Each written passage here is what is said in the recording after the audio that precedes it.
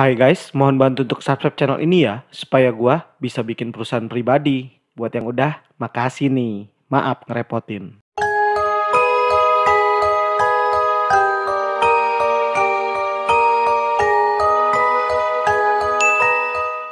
Assalamualaikum warahmatullahi wabarakatuh guys. Balik lagi nih di channel kesayangan kalian, Akwilas Room. Ya, di Akwilas Room kali ini akan ngebahas lagi satu kisah ya tentang serial killer yang sangat legendaris di Indonesia. Ini sempat geger banget dan heboh di zamannya. Nah, berbeda dengan serial killer sebelumnya yang kebanyakan didominasi oleh para psikopatis. Kalau kali ini nih datang dengan sedikit klinik-klinik ya. Lu tau klinik kan ya? Klinik itu kalau orang sakit masuk ke klinik. Jadi klinik itu semacam kayak hal-hal yang berbau mistis yang kepercayaan orang terhadap hal-hal yang takhayul. Tentu yang kalian penasaran banget apa yang bakal dibawain sama Akwilas Room kali ini, kita akan mulai masuk ke ceritanya. Luncur. Indonesia adalah sebuah negeri yang sangat unik lah. Gue yakin juga kalian sama lah setuju. Karena apa? Karena di Indonesia nih segala hal bisa disangkut pautkan dengan hal-hal mistis, hal-hal goib. Contoh ada orang duduk di atas meja, dibilangnya jangan nanti banyak utang. Kalau nyapu nggak bersih nanti suaminya berewokan. Itu semuanya adalah tahayul. Dan ini nggak tahu kenapa kayak udah jadi kebudayaan di Indonesia mungkin ya. Sehingga nih ada beberapa kasus pembunuhan yang juga terkait sama para pelaku-pelaku yang biasa ada di dunia-dunia klinik ini nih. Nah, salah satu yang paling fenomenal adalah kejadian pada tahun 1997 di mana warga Indonesia digegerkan oleh ditangkapnya seorang dukun yang dianggap sakti mandraguna yang dia ternyata diketahui telah membunuh banyak sekali korban. Aneh banget lah, kayak nggak masuk akal buat orang-orang yang normal gitu loh. Nah, sebelum gue bahas gimana kronologinya, kenapa sampai gue bilang kalau dia ini aneh banget, kita bahas dulu sedikit profilnya. Meluncur. Tokoh yang akan kita bahas kali ini adalah Ahmad Suraji, dukun AS. AS itu singkatan dari Ahmad Suraji, bukan Amerika Serikat ya. Ahmad Suraji ini adalah seorang yang lahir pada 10 Januari 1949. Nama lahirnya dia tuh adalah Sagimin guys. Yang jelas nih ya, dia memilih nama Ahmad Suraji sehingga di akhir hayatnya dia dikenal dengan sebutan dukun AS, yaitu dukun Ahmad Suraji sebenarnya gitulah. Dia lahir dari pasangan atas nama Jogo dan juga Sartik ya. Bapaknya namanya Jogo, ibunya namanya Sartik. Nah, Bapak Jogan ini di Deli Serdang, Sumatera Utara memang dari awal udah dikenal sebagai sosok orang pinter gitu loh. Cuma naasnya Ahmad Suraji ini emang waktu kecil ini tumbuh tanpa ada kasih sayang dari ayahnya, perhatian dari ayahnya. Bahkan mungkin dia belum sadar atau belum kenal sama sekali dengan sosok ayahnya. Why? Karena ketika Ahmad Suraji baru menginjak usia 7 bulan, bapaknya sudah meninggal dunia.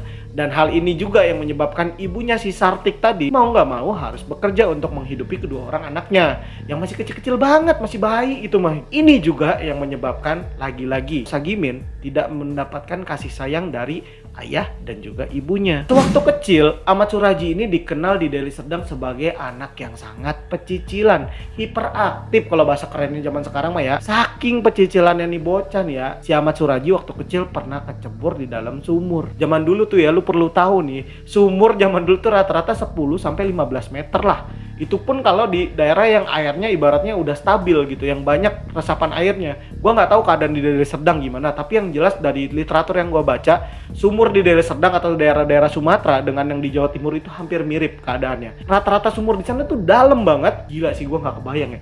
Bocah kecil kecebur di dalam sumur. Nah, ini keajaibannya. Si Ahmad Suraji ini ketika kecebur di sumur itu hidup selamat. Dan karena hal inilah orang-orang di sekitaran Ahmad Suraji di Deli Serdang mengenal dia dengan nama Nasib. Karena ibunya jadi kayak mungkin ya, jadi kayak punya julukan buat nih bocah gitu.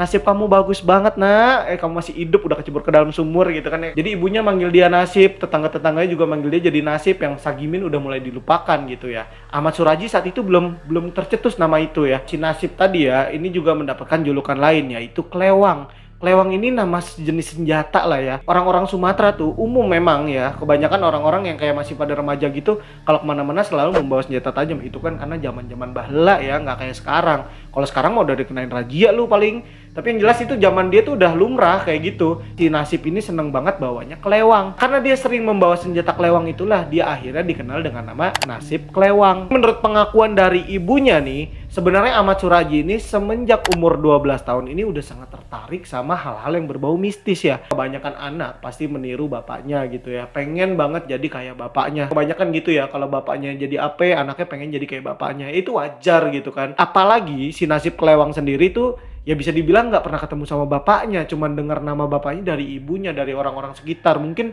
banyak yang menceritakan kalau bapaknya itu kayak suka bantu orang sakit, kayak bantuin nolongin orang-orang yang kesusahan kayak gitu-gitu sebagai dukun nih. Akhirnya dari situ Nasib Kelewang mulailah dia ingin belajar ilmu perdukunan. Mungkin karena bapaknya juga memang seorang dukun, jadi pasti punya yang namanya buku-buku mantra, buku-buku tentang paranormal, dunia-dunia gaib yang kayak gitu-gitulah ya pokoknya.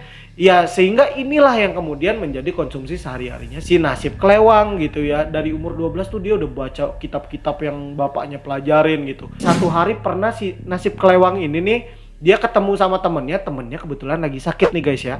Terus ketika dia ketemu, dia bilang, "Lu lagi sakit ya?" "Iya." "Ya udah, sini ambil air." Dia bacain lah itu airnya itu mantra-mantra kayak gitu-gitu lah ya, kayak Badukun di video klip Alam Badukun gitu ya. Setelah udah dibacain mantra, dikasihlah itu air ke temennya yang sakit tadi. Dan ya nggak tahu ya kebetulan apa gimana, apa karena pengaruh doktrin gitu, kayak ya dia jadi percaya kalau dia tuh lagi diobatin dan harusnya sembuh gitu. Akhirnya beneran sembuh dong temennya. Cuman nggak tahu kenapa nih, gara-gara kejadian yang sekecil itu aja, ini masyarakat di Deli Serdang jadi percaya kalau si Nasib Kelewang adalah orang sakti guys. Mulai terdengar tuh namanya. Jadi dari remaja nih udah banyak orang yang kenal dia nih sebagai orang pinter. Sampai nih satu ketika nih di masa remajanya si Nasib Kelewang ini nih sempat ketahuan nyolong sapi dari desa tetangganya. Apes ya, yang dicolong sapi gede gitu kelihatan. Akhirnya ketangkep lah dia di situ ya. Setelah ketangkep dia dibawa ke kantor polisi, diadili, dan kemudian dia dipenjara. Sampai akhirnya nih setelah dia menjalani masa hukuman di penjaranya dia, selesailah masa hukumannya dan dia keluar dari penjara. Nah, semasa dia keluar dari penjara, dia memilih untuk mengganti namanya. Mungkin harapannya pertama ya supaya orang-orang nggak banyak yang ingat tentang adanya nama Nasib Kelewang tadi yang terkenal sebagai nyolong sapi tadi ya. Yang kedua ya mungkin dia juga berharap dengan nama barunya dia ini membawa nasib baru atau perubahan yang lebih baik untuk dirinya sendiri. Akhirnya dia memutuskan untuk memilih nama Ahmad Surajie menjadi nama barunya setelah dia keluar dari penjara guys. Nah sekeluarnya si Ahmad Surajie ini dari penjara, dia masih menjalankan praktik kedukunannya karena mungkin itu adalah keahlian satu-satunya yang dia benar-benar dalemin mungkin ya guys ya. Perlu tahu nih kalau Ahmad Surajie ini adalah memang cuma setingkat lulusan SD, bahkan mungkin nggak tamat SD-nya gitu. Jadi kalau buat nyari kerjaan lain kayaknya agak sulit. Yang jelas dia merasa pede dengan ilmu perdukunannya. Karena ada hal yang tadi gue bilang ya, dia sempat nyembuhin temennya dan berhasil gitu. Di usia dia yang ke-27 tahun nih, Ahmad Surajie memilih untuk menikahi seorang gadis asal Pekanbaru dengan nama Tumini guys. Selama menikah dengan si Tumini ini juga dia masih menjalankan praktek perdukunannya. Nah hasil dari pernikahannya Ahmad Surajie dengan Tumini ini sebenarnya bisa dibilang subur Tumini ya. Karena dia berhasil melahirkan 4 orang anak dan semuanya laki-laki. Tapi mungkin karena ada hasrat terpendam di dalam dirinya Ahmad Surajie, dia pengen punya anak perempuan gitu ya. Sampai berjalan waktu dia udah punya 4 anak itu merasa kurang terus. Hingga di suatu hari nih Ahmad Surajie ini bertemulah dengan ibunya dan dia mengemukakan bahwasannya dia ingin menikah lagi. Ibunya sempat kaget gitu kan. Ditanya kan, mau nikah lagi buat apa gitu. Ya saya masih mau punya anak perempuan, tapi Tumini cuma bisa ngasih saya anak laki-laki. Sebenarnya ibunya dia nih, dia tadinya udah kayak bodo amat lah, kayak oh ya udah terserah lah. Lu mau nikah lagi, mau gimana terserah, asal istri lu setuju, ya mama juga setuju lah, silakan gitu. Kau cari lagi lah.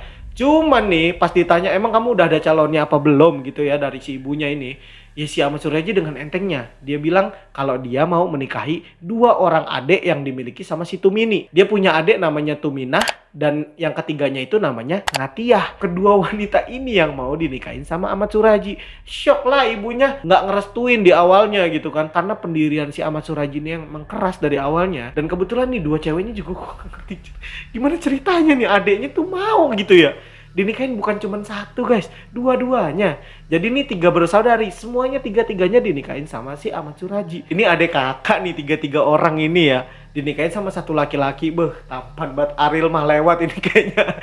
Jadi dalam satu rumah yang dia miliki nih, si Ahmad Suraji ini, rumahnya ini diisi sama 9 orang guys. Yang pertama ada Ahmad Suraji, yang kedua ada ibunya yaitu Sartik, terus ada 3 orang istrinya, udah 5 nih, sama 4 orang anak dari pernikahan dia dengan Tumini atau istri pertamanya. Jadi 9 orang dalam satu atap nih. Semenjak dia nikahin 3 bersaudari ini, dia tuh dapat julukan dari orang-orang di sekitaran dia ya. Di Deli Serdang tuh dia disebut Datuk.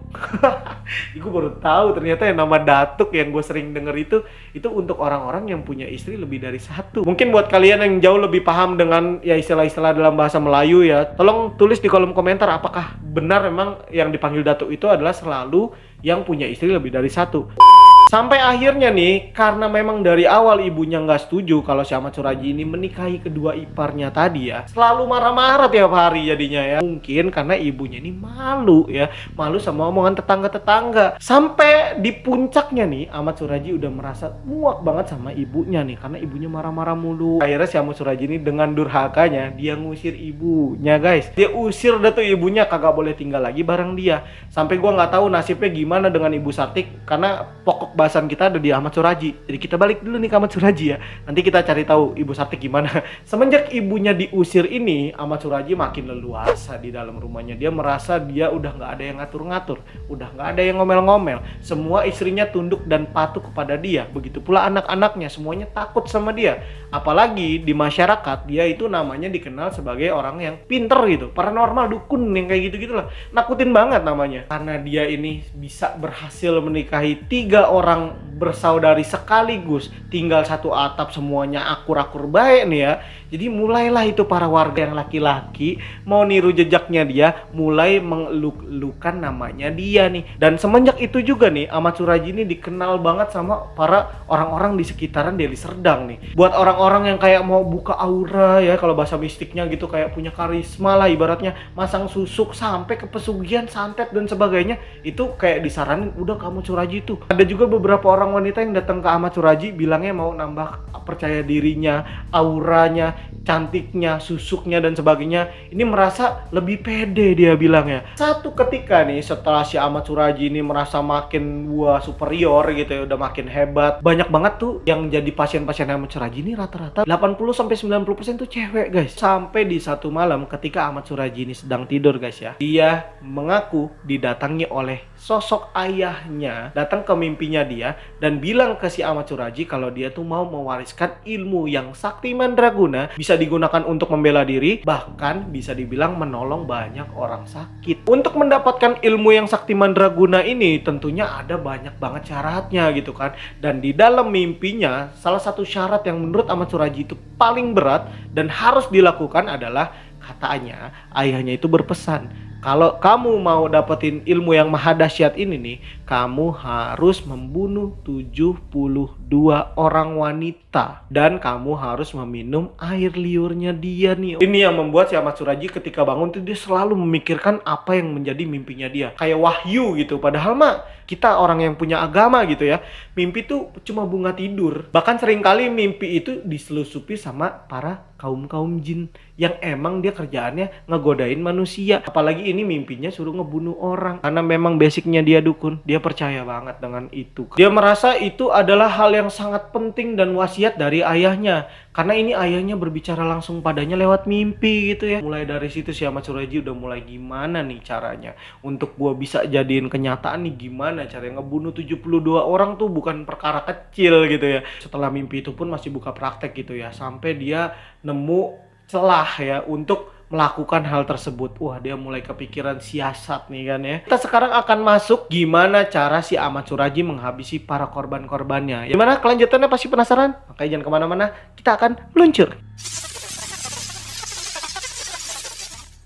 Ahmad Suraji mulai kepikiran siasat apa yang harus dia lakukan untuk menjadikan mimpinya tadi menjadi kenyataan. Dia mulai mengatur rencana. Nah, dia mulai dengan korban-korban yang pertama dia datang ke dia bilang mau untuk kecantikan, untuk susuk. Nah, untuk orang-orang yang kayak gini nih, Ahmad Suraji menjadikan mereka sebagai korban utamanya guys ya. Nah, salah satu korban dari Ahmad Suraji yang berjumlah 42 orang ini adalah salah satunya Sri Kemala Dewi. Usianya masih 21 tahun guys. Dia ini memang awalnya memiliki masalah keluarga. Jadi dia merasa tersakiti, merasa dihianati oleh suaminya. Sehingga dia datanglah ke Ahmad Suraji dan dia bilang mau dibukain kecantikannya kayak semacam pelet gitu untuk suaminya. Jadi dia datang ke Ahmad Suraji tuh siang-siang harinya nih. Dia sampein semua keluhannya dan Ahmad Suraji kayak ya dengerin, terus dia bilang, "Oke, kalau emang bener kamu mau selesai masalahnya, kamu temui saya nanti malam, datang di pinggiran desa. Nanti kamu saya jemput di sana dan nanti baru saya akan lakukan ritual untuk kamu. Pokoknya masalah problematika rumah tangga kamu akan selesai." Ya udah, akhirnya di tengah malamnya Mbak Sri Kemala Dewi ini nih datang ke pinggiran desa tempat mereka janjian.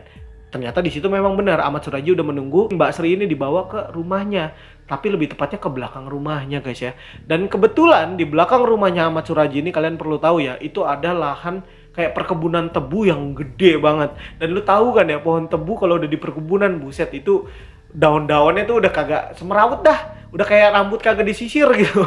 Udah banyak lebat saling sikat gitu, saling silang gitu, bener-bener rapet banget gitu kan ya. Dibawalah si Sri Kemala Dewi ke dalam ladang kebun tadi. Akhirnya ya udah nurut aja lah si Mbak Sri ini ya. Sampai akhirnya ketika di ladang gandum, keren sekali.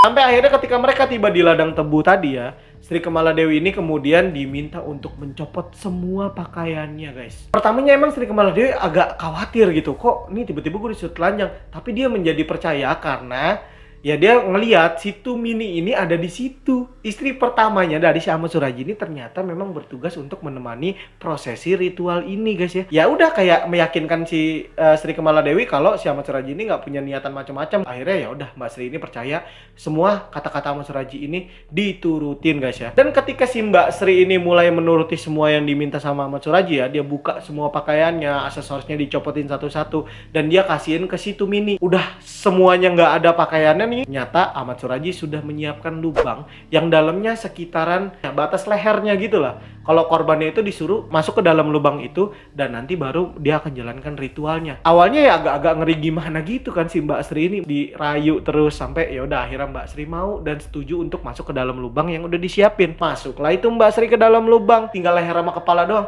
dikubur sama si Ahmad Suraji.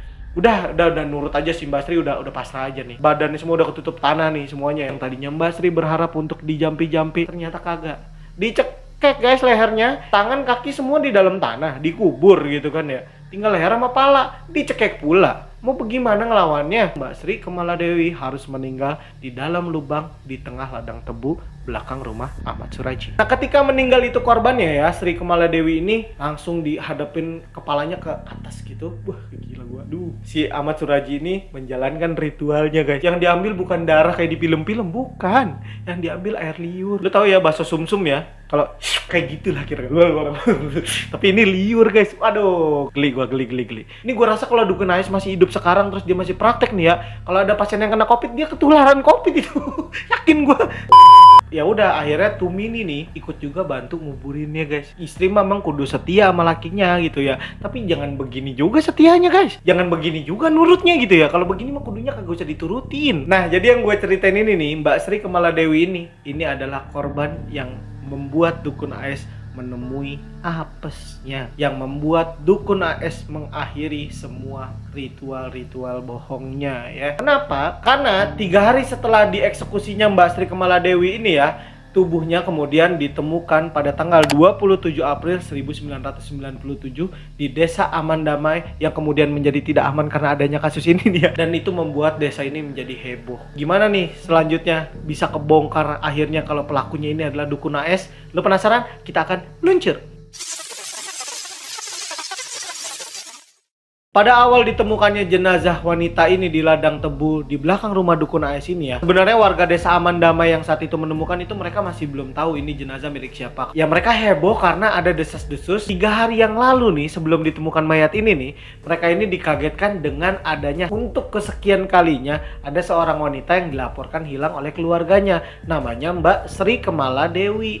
Nah dari situlah mulai rumor-rumor tersebar dari masyarakat gitu ya. Akhirnya polisi memanggil pihak pihak keluarga untuk mewakili mengidentifikasi apakah benar ini jenazah milik Sri Kamaladewi. Dilihat benar ini jenazah anaknya. Histeris lah itu ibunya kan. Si ibunya ini yakin banget kalau si Mbak Sri Kamaladewi ini dihabisi nyawanya oleh suaminya sendiri.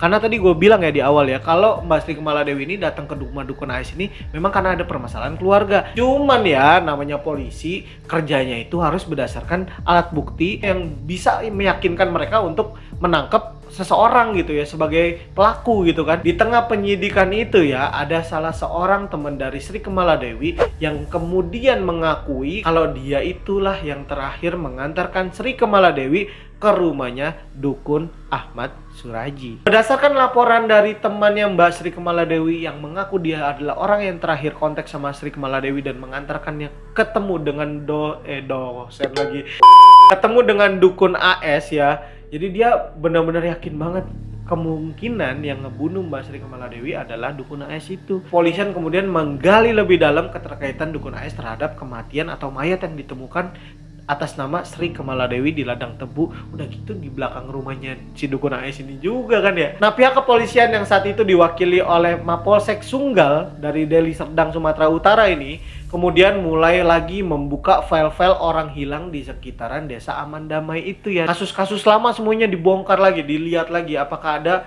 korban-korban yang sekiranya hilang di desa ini. Karena menurut pengakuan warga ini udah bukan yang pertama kali cewek hilang, cuman ini baru pertama kali yang ditemukan mayatnya gitu loh. Jadi bisa dibilang dukun AS ini pinter juga ya, bersih mainnya gitu, karena bener-bener nggak ketahuan sama sekali sampai akhirnya di Sri Kamaladewi ini baru ketahuan gitu ya kalau ada mayatnya gitu. Ya udahlah, akhirnya makin curiga dong polisi ya.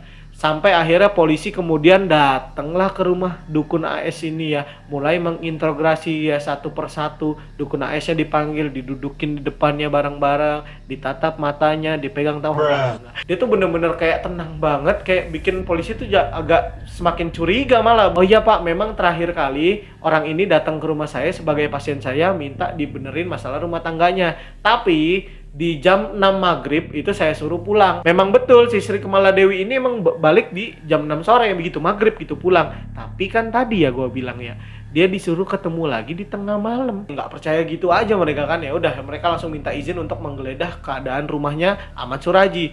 Setelah digeledah guys ya, wah, ketemu dong. Si Tumini ini kan emang bertugas mengumpulkan barang-barang dari korbannya si dukun AS ya. Mulailah di situ Ahmad Suraji ini langsung digelandang oleh pihak kepolisian ke Mapolsek Sunggal, Deli Serdang, Sumatera Utara ya. Akhirnya didesak terus ya. Ya udah, Ahmad Suraji mengaku kalau dia tuh udah ngebunuh 16 orang di awalnya ya kan ya. Nggak yakin lah polisi lah, diinterogasi lagi sampai Ahmad Suraji akhirnya menyerah. Akhirnya Ahmad Suraji mengakui bahwasannya ke-42 orang itu ya semuanya itu adalah pasiennya dia, dan dia pula lah yang menghabisi nyawa dari ke-42 orang wanita tersebut. Kaget lah itu polisi.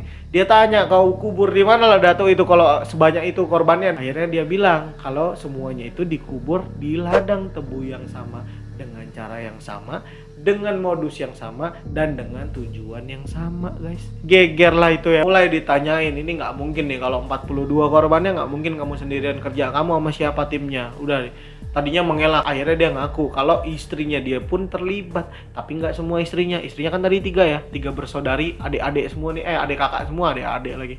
Kecil dong kalau adik kakak gitu kan ya. Ya ternyata istri pertamanya doang yang ikut campur dengan perdukunannya si Ahmad Suraji, yaitu si Tumini. Sementara untuk dukun AS-nya sendiri nih, si Ahmad Suraji ini bener-bener udah langsung di situ masukinlah penjara, sampai kemudian berjalan waktu dia harus menghadapi pengadilannya di Pengadilan Lubuk Pakam, Sumatera Utara. Dan ini guys ya, lu juga perlu tahu nih ya, kalau kemarin lu lihat sidang-sidang siapa itu, Kopi Mirna itu heboh kayak begitu ya. Ini waktu sidangnya dukun AS jauh lebih heboh dari itu guys, karena masih belum terlalu banyak channel berita dan sebagainya, jadi nggak terlalu kesorot. Cuman nih gue inget banget sempat waktu itu ada di salah satu televisi nyarin sidangnya si dukun AS, dan itu yang datang ya buset, udah kayak kriaan, udah kayak lagi ada hajatan begitu dah kira-kira ya. Sampai ada yang jualan balon, jualan apa, buset rame betul pokoknya deh itu ya. Polisi takut akan keamanan si dukun AS ini ya, karena dia itu harus dilindungin. Polisi menurunkan 4 peleton anggotanya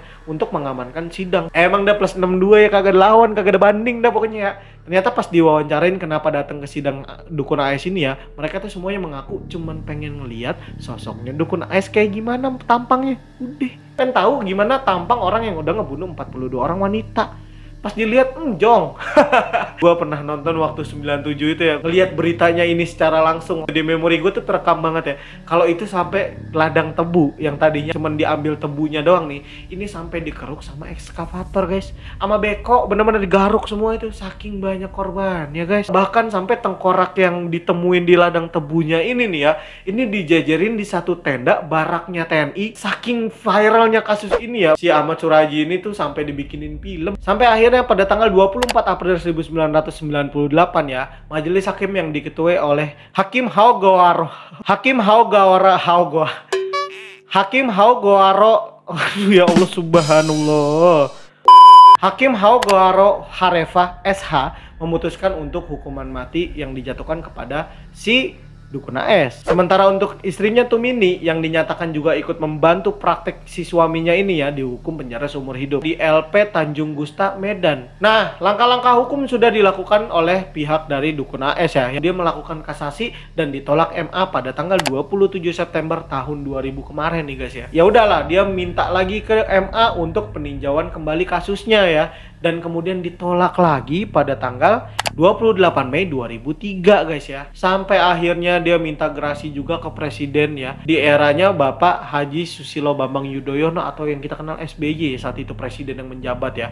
Dia minta gerasi ke presiden, sama presiden juga nggak bisa. Lu udah terlalu fatal lah kesalahan lo. 42 orang, kalau gua kasih gerasi gua bisa dikeroyok sama 42 keluarga, 42 klan, nggak mungkin gitu kan ya. Ditolak juga gerasinya. Sampai akhirnya si dukun AS ini diberi informasi bahwasannya dia akan dieksekusi pada tanggal 10 Juli tahun 2008 kemarin guys ya. Nah, biasa ya, namanya orang yang mau dihukum mati selalu ada yang namanya last wish ya. Kemauan terakhirnya dia tuh apa gitu kan. Dia bilang dia pengen ketemu sama istri pertamanya yaitu Tumini, dan dia juga pengen berkumpul dengan sanak keluarganya ya, dengan istri kedua, istri ketiganya, adik-adiknya Tumini tadi, dan ke-9 orang anaknya juga. Sampai akhirnya nih apa yang diinginkan Ahmad Suraji ini dikabulkan oleh pihak Lapas Tanjung Gusta, Medan ya. Dan bahkan ya, menurut informasi yang beredar di ending-ending hidupnya, setahu gua ya, dukun AS juga udah melepas semua ilmu kebatinannya karena dia mendapatkan bimbingan rohani dari Lapas Tanjung Gusta, Medan. Tepatnya pada pukul 22 waktu setempat, dukun AS ini ya sudah dihadapkanlah dia dengan 12 selongsong yang diacungkan oleh pergu tembak dari Lapas Tanjung Gusta, dan akhirnya dukun AS harus mengakhiri nyawanya di sana ya. Ini buat lu pada nih ya, jangan dah udah percaya sama dukun-dukun, udah jangan, cukup dah ya. Itu syirik, dosa besar, jangan lagi ada yang kayak begini-begini. Akhirnya apa? Sesat ya kan? Karena kalian punya Tuhan yang maha kuasa atas segala sesuatu, kembalikan semuanya kepada Tuhan. Dengan berakhirnya nyawanya si dukun AS di tangan regu tembak ya, tidak berakhir juga penjelasan gue tentang kasusnya dukun AS yang sempat heboh di eranya ya, tahun 1997 tentunya. Dan gue mau ngucapin juga banyak terima kasih buat kalian yang udah nonton video ini dari awal sampai akhir. Dan buat kalian yang belum subscribe, ayo tekan tombol subscribe-nya, dan see you on next video.